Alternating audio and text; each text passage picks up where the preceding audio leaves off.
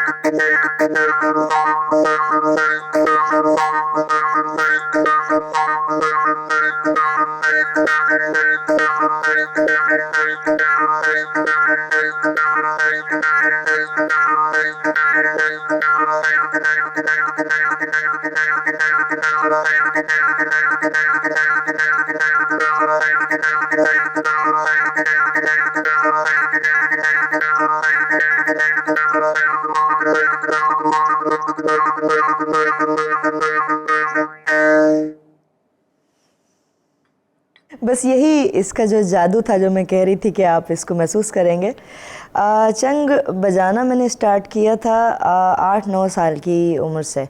तो अब मेरी जो उम्र है वो 27 साल हो गई है।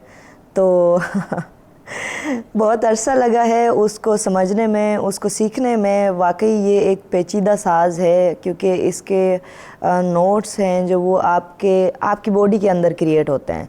आप ये चंग भी जो है ना, मैं इसके बगैर कुछ हूँ। अगर मैं एक म्यूज़िशियन हूँ और चंग परफॉर्मर हूँ तो चंग नहीं है तो मैं कुछ नहीं हूँ। मगर ये चंग भी मेरे बगैर कुछ नहीं है, क्योंकि ये इसकी कोई साउंड नहीं है। अगर जब तक ये मेरे सांसों में जाके समा नहीं जाता, ये मेरे वजूद के साथ एक जुड़ नहीं जाता, तब तक इस चंग से कोई आवाज़ नहीं आएगी। तो मैं और चंग जो है एक दूसरे के साथ, मुश्किल इतना है कि आप समझे कि मुझे इसको 13-14 साल लग गए सिर्फ ये समझने में कि इसका पिच कहाँ पे है, ये बजता कैसे है, इसकी आवाज़ कहाँ से निकलेगी। ये मुझे ज़्यादा अरसा इस वजह से लगा क्योंकि ऑन द स्पॉट मुझे सिखाने वाला कोई उस्ताद मौजूद नहीं था। तो होपफुली कि अगर मैं स्टार्ट करती हूँ तो जो नया कोई सीखने वाला है उसको इतना वक्त नहीं लगेगा।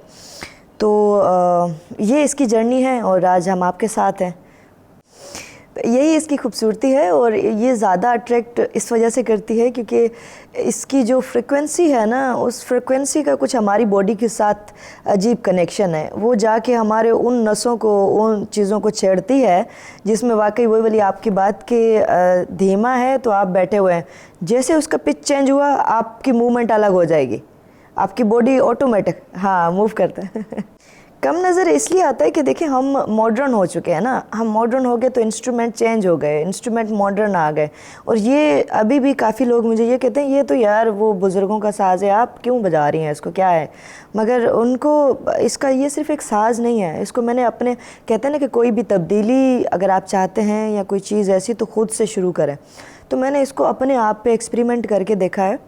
ये साज़ आपको जो स्ट्रेस है उससे बिल्कुल आपको रिलीफ़ दिला देता है। आप ये साज़ बजाने के बाद जब मैं मुसलसल इसको पिछले 2 महीने से मुसलसल डेली रूटीन पे मैंने इसको वापस लाई हूँ, यकीन माने मुझे ना गुस्सा आता है, ना ही मुझे कोई वो टेंशन है जैसे कि बंदा टेंशन में बंदा तबाह हो जाता है। देखिए ये साज़ वाकई, ये दूसरी वाली बात जो आपने कही, ये भी कहते हैं लोग कि मर्दों का है, क्योंकि चरवाहे बेसिकली जो रिलेट करते हैं ना, हम चरवाहों के साथ करते थे और चरवाहे अमूमन मर्द होते थे, मर्द हजरात।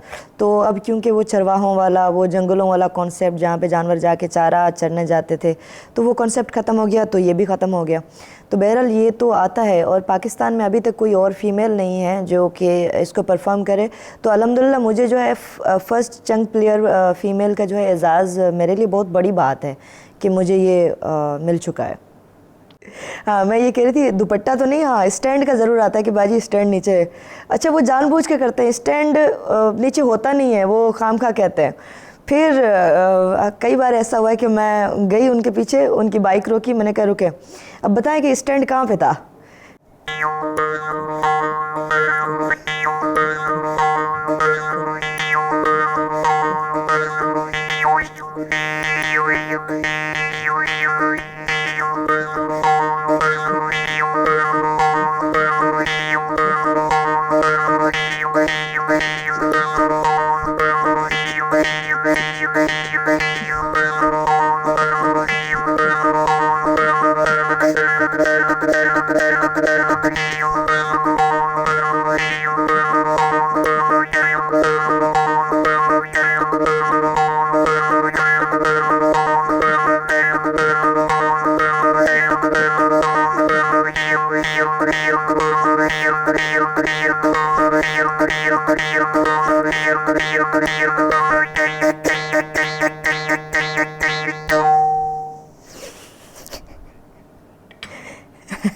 Thank you.